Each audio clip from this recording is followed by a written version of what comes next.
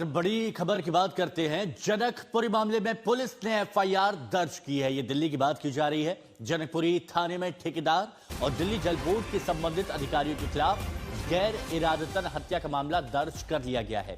लेकिन सबसे बड़ा सवाल वही है कि आखिर दिल्ली पुलिस के खिलाफ केस क्यों नहीं दर्ज किया जा रहा, जिसने पूरी रात परिवार को गुमराह किया। ऐसा परिवार का आरोप है। उन पुलिसकर्मियों के खिलाफ क्यों एक्शन नहीं लिया जा रहा? और इस हादसे में जल बोर्ड के 3 इंजीनियर सस्पेंड कर दिए गए हैं। उन पर एफआईआर भी दर्ज कर ली गई है। वहीं राहुल गांधी ने कहा कि यह हादसा नहीं है, यह हत्या है। ये देखिए, ये पोस्ट किया गया राहुल गांधी की तरफ से, जिसमें वो कहते हैं यह हादसा नहीं, हत्या है।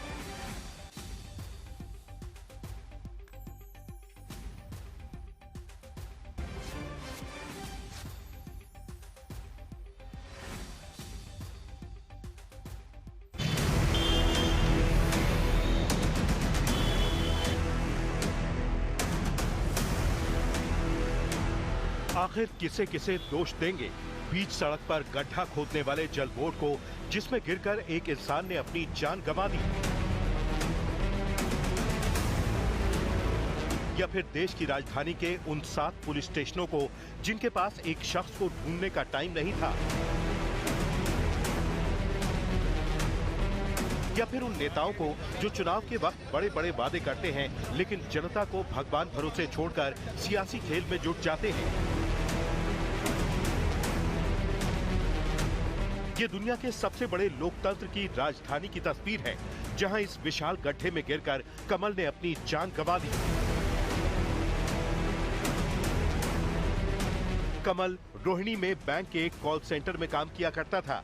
ये वही सड़क थी जहां से कमल रोज अपने दफ्तर आता जाता था, लेकिन उसे नहीं पता था कि एक दिन जल बोर्ड वाले बिना बैरिकेडिंग के इतना बड़ा गड्ढा खोदकर चले जाएंगे कि ये उसका आखिरी सफर बन जाएगा। घर वालों से 10 मिनट में घर पहुंचने की बात करने वाला कमल फिर कभी घर नहीं पहुंच सका, और ये कॉल उसकी आखिरी कॉल थी।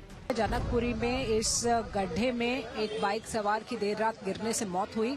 अब इसकी बाइक को यहाँ से निकाला जा रहा है जेसीबी के सहारे, और कमल 25 वर्ष के जो युवक थे वो अपने घर लौट रहे थे। देर रात बाइक के साथ वो इस गड्ढे में गिरे। एक गड्ढा जो जल बोर्ड के काम के लिए यहाँ पर खोदा गया था। पिछले 8 महीने से यहाँ के लोग बताया जा रहा है कि ये खुदा हुआ था और इस गड्ढे में गिरने से उनकी मौत हुई है। अब इस बाइक को यहाँ निकाला जा रहा है। देर रात जब वो घर नहीं पहुंचे तो उनके घर वालों ने कई पुलिस थानों में जाकर कंप्लेन की, लेकिन पुलिस उनको नहीं प्लेस कर पाई। सुबह एक पीसीआर कॉल के बाद यहाँ देखा गया कि कमल और उनकी बाइक यहाँ पर है। उनको अस्पताल ले जाया गया, जहाँ पर अस्पताल में उन्हें मृत घोषित किया गया। जनकपुरी में जल बोर्ड के इस गड्ढे ने कमल की जिंदगी छीन ली। बाइक के साथ कमल गड्ढे में गिरा और तड़प तड़प कर खत्म हो गया। न तो उसकी चीख सुनी गई, न ही उसकी आवाज आई। हो सकता है कि वो करीब 10 फीट के इस गड्ढे से मदद के लिए गुहार लगाता रहा, लेकिन रात के अंधेरे में उसकी आवाज कहां पहुंचती, क्योंकि यहाँ तो पूरा सिस्टम अंधा और बहरा है। डेली इसी रूट से वो अप डाउन करता है। कल रात को हमारी 11:30 बजे बात हुई थी, 11:53 पे बात हुई थी लड़के से कि कहाँ पे है लड़का। उसने बोला कि मैं डिस्ट्रिक्ट सेंटर पहुंच गया हूँ। ठीक है, पीरागढ़ी क्रॉस कर दिया, डिस्ट्रिक्ट सेंटर पहुंच गया हूँ। डिस्ट्रिक्ट सेंटर पहुंचने के बाद उसने बोला मुझे 15 मिनट लगेंगे मैक्सिमम, मैं घर पहुंच जाऊंगा। ठीक है, 15 मिनट की जगह हमने आधा घंटा वेट करा, लड़का घर नहीं पहुंचा। आधे घंटे बाद हमने 10 कॉल करी, बंदे ने कॉल नहीं उठाई। हमें चिंता हुई, हम उसको ढूंढने निकले, हमें लड़का नहीं मिला। हमने जनकपुरी थाने में यहाँ पे कंप्लेंट लिखवाने गए, इन्होंने कंप्लेंट नहीं लिखी हमारी। इन्होंने कंप्लेंट लिखने साफ मना कर दिया। इन्होंने बोला कि 24 घंटे बाद हम कंप्लेंट लिखेंगे आपकी। कौन से थाने में? जनकपुरी थाने में यहाँ पे। उसके बाद इन्होंने हमने बोला कि सर कुछ मत करिए, हमारी जो फोन बज रहा है वो फोन बज रहा है, उसकी रिंग कम से कम जब तक फोन स्विच ऑफ हो जाए उससे पहले उसकी लोकेशन पता करके हमें बता दीजिए कंप्लेंट। इन्होंने लोकेशन पता करी, हमें लोकेशन भेजी और उसका लोकेशन डिलीट कर दी। हम वो लोकेशन खोल भी नहीं पाए, इन्होंने डिलीट कर दी लोकेशन। हमने दोबारा गए, इन्होंने बोला हम आपको लोकेशन नहीं देते, ये कॉन्फिडेंशियल वो है। ठीक है, हमें चलो ठीक है। इन्होंने फिर हमें बोला कि इस दायरे के 200 मीटर के अंदर यहाँ पे आपका फोन है, आप ढूंढ लीजिए। इस दायरे के यहाँ पे पार्क के अंदर बताया इन्होंने। फिर उन्होंने अपने 2 कर्मचारी भेजे हमारे साथ, उन्होंने पार्क ढूंढवाया, पार्क में कुछ नहीं था। पार्क में होता कहाँ से, लड़का तो यहाँ पड़ा था। ठीक है, इनको हमने बोला सर आपको जब इतना पता है 200 मीटर के दायरे में, तो आप हमारे साथ लड़का ढूंढ सकते हो ना 2 मिनट के लिए।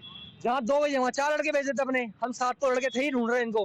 ठीक है, इन्होंने वो भी नहीं किया। इन्होंने बोला अब हमने ढूंढ लिया, अब हमारी बस की नहीं है, अब हम सुबह करेंगे काम, अंधेरे में काम नहीं होगा।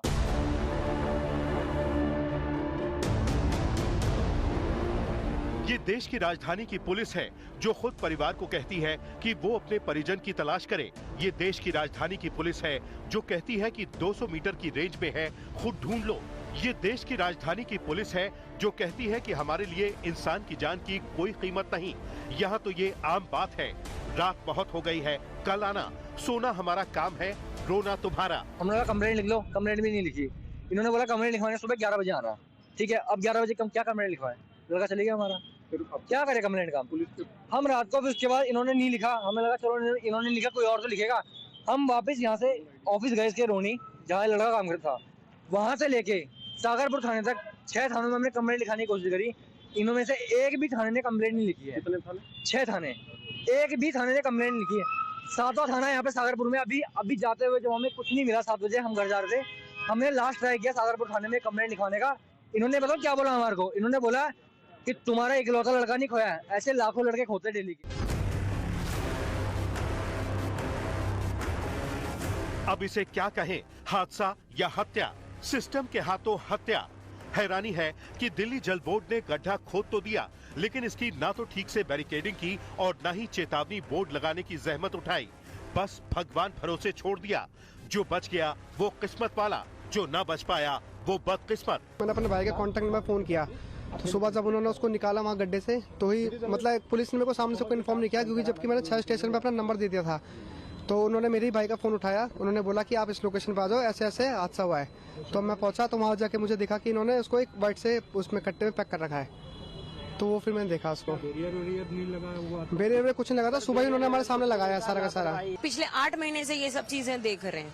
इतनी परेशानी है चलने की, उतरने की, कोई मतलब गवर्नमेंट की तरफ से, प्रशासन की तरफ से कुछ नहीं ऐसा हो रहा कि जिसमें चीजों की। अब देखिए, अब इन्होंने पर्दा या बैरिकेडिंग करी है, एक बंदा स्पीड में आ रहा है, पहले मौजूद नहीं थी, पहले ऐसे मौजूद नहीं है। तो जल बोर्ड ने एक साइड से बैरिकेडिंग बिल्कुल की नहीं है, उस पे रोड खुली छोड़ रखी है।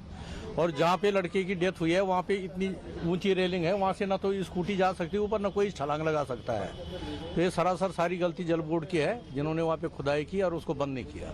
आप सरकार से क्या कहना चाहेंगे इसके बारे में? हम सरकार से ये कहना चाहते हैं कि टोटल गलती सरकार की है, ये या उस ठेकेदार की है जिसको इन्होंने ठेका दिया है, उन्हीं की वजह से सारा केस हुआ है।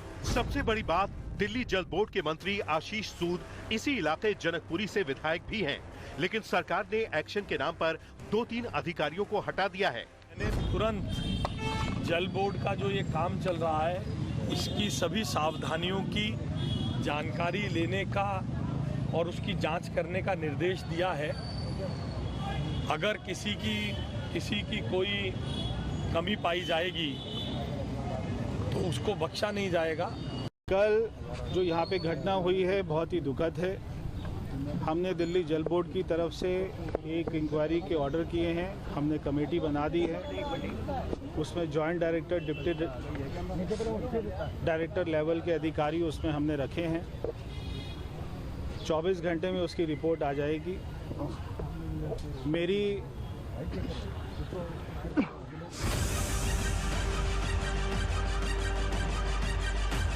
मंत्री जी बता रहे हैं कि एक्शन की खानापूर्ति हमने कर दी है, हमने पल्ला झाड़ने का इंतजाम कर लिया है। अरे कोई पूछे कि क्या इस एक्शन के बाद ये थम जाएगा? जवाब है नहीं।